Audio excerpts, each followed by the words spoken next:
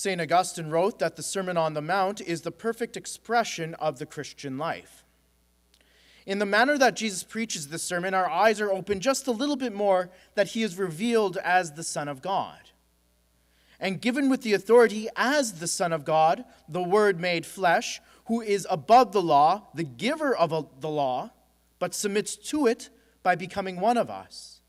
He now gives the pure, proper, and true interpretation in his person, and through the sermon we have a lens in which we should read the commandments. We also hold in tension the truth that man is created with free will and with dignity of a person who can and control his own actions. As we read in the book of Sirach, before a man are life and death, whatever he chooses will be given him. And so, as we have heard in our readings this weekend, the law of God does not coerce human freedom because it does not restrain man's ability to choose, but it does show him how to make best use of his free will. The commandments of the Lord protect true freedom. In the Sermon on the Mount, Jesus is offering life and happiness. And through his moral teaching, and if we want life and life in abundance, then we must choose his way. It begins with the fifth commandment, thou shalt not kill. Now, I can look out into this congregation and be quite certain that there are no murderers amongst us. But our Lord reveals to us that killing is not the only way to take another person's life. When we are angry with someone, it leads to resentment and hatred. When this resentment and hatred have taken root in our hearts, it leads us to actions. It becomes a poison to us that leads to slander, backbiting, and calumny. We might not physically take another person's life, but we can certainly take their reputation. By our words, we can stab them in the back. Forgiveness from God is the easy part. Forgiveness amongst brothers and sisters and neighbors, that is the difficult part. It is for us then to first acknowledge our anger with our neighbor and bring that to the Lord, rather than allow it to fester and turn into resentment and hatred to become that poison to us. We can trust that our Lord, who gave us a lofty challenge, will always give us the grace to help us forgive those who have caused us to be angry in the first place. But in our society, there are other ways in which we disobey this commandment and not choose life. And that comes with a mentality that says abortion in some cases is okay. Euthanasia in some cases is okay. As Sirach writes, we have a right to choose. But one choice leads to life, and the other leads to death. The commandment and the Lord's sermon is clear. Jesus offers us a way to life, not death. Our Lord moves from the fifth commandment to the sixth, thou shalt not commit adultery. For our Lord, adultery is not merely the physical act of cheating on a spouse. It goes beyond to that first instance, that sinful glance, that impure thought that can plague us, cause us to fantasize, and finally lead us to action. The Western culture has many ways that cause us to have that first sinful glance. It used to be just relegated to magazines. Now it's just everywhere you look. It's on ads on billboards. It's on primetime TV. You name it, it's there.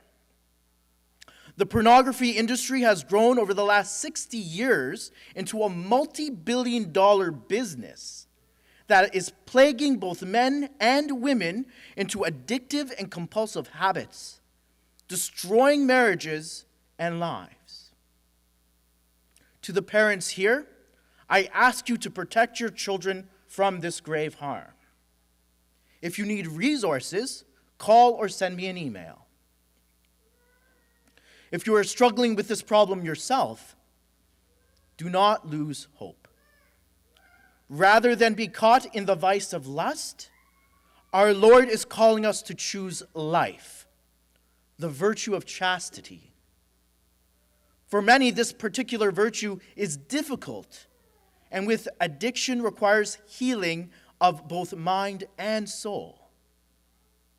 But with God's grace, with divine love always operative in our life, we should not lose hope.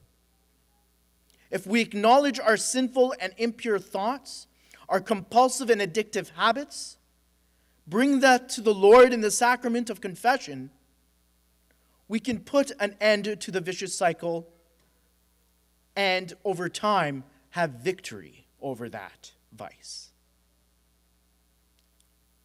Finally, our Lord moves to the 8th commandment: thou shalt not bear false witness against thy neighbor. For our Lord, we should be leading lives of integrity and transparency. In a world that is filled with distrust and suspicion about the other, we as Christians ought to be seen as trustworthy individuals. With these words of the Sermon on the Mount, it is becoming more and more clear that what the church teaches, this moral way of life, living the good life, has diverted very, very far from what the world is teaching. And what I want to emphasize is that Catholic Christian moral teaching only makes sense within a personal relationship with Jesus. If we do not have this relationship, or if we are not striving to go deeper into it, then this moral teaching that Jesus offers will only be seen as a list of no's that inhibit my freedom, to which we hear in the world today the church should just get with the times. In a relationship with Jesus, hearing his voice speak those tender words, those loving words, then while it is no to a worldly living, it is a resounding yes to the God who is love.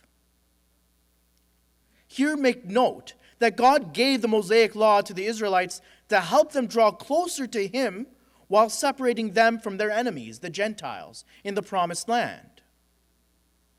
For us, the Sermon on the Mount, those commandments help us draw closer to Jesus while separating us from our common enemy, the devil, sin, and the wages of sin, death.